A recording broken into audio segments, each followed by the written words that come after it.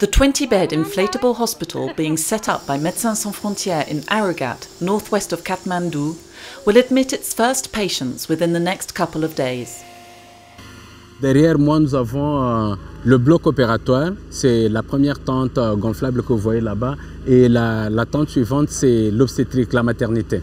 Nous allons prendre en charge toute catégorie de patients, les enfants, les adultes, les hommes et les femmes et l'obstétrique, c'est-à-dire la maternité. En chirurgie, on va faire toutes les reprises, c'est-à-dire les plaies post-séisme qui sont infectées, on va les reprendre et les autres urgences telles que les césariennes et d'autres urgences que l'on verra dans la zone. Injured people continue to arrive. While they wait for the hospital to open, MSF medical staff offer their services at the only healthcare facility functioning. Ici, on est dans ce qui remplace le centre de santé d'avant le tremblement de terre.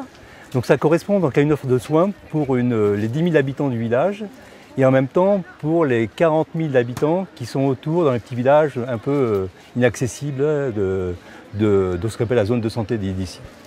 Pour donner une idée du niveau d'offre de soins depuis le tremblement de terre, ça correspond donc à la partie où les femmes viennent accoucher. C'est quasiment à côté donc de dispensaire où on fait les consultations.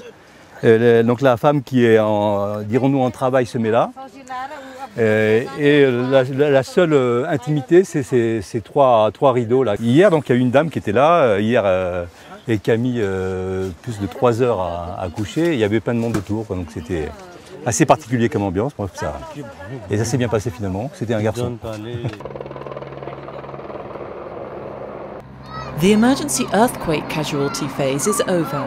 What people need now is more minor or follow-up surgery and post-operative care, or treatment for a chronic disease. C'est OK ?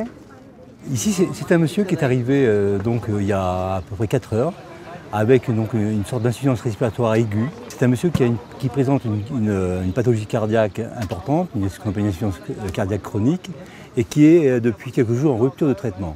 Il y a un traitement qui l'empêche de décompenser. Là, depuis quelques jours, donc, il a arrêté son traitement, et on le reçoit dans un cas d'urgence médicale, avec ce qu'on appelle un œdème pulmonaire aigu, qui a été récupéré avec les drogues spécifiques qu'il faut pour gérer un problème comme ça. Donc, si on n'avait pas réagi dans la demi-heure qui suit, c'est vraiment une urgence médicale, ce monsieur-là serait sans doute décédé.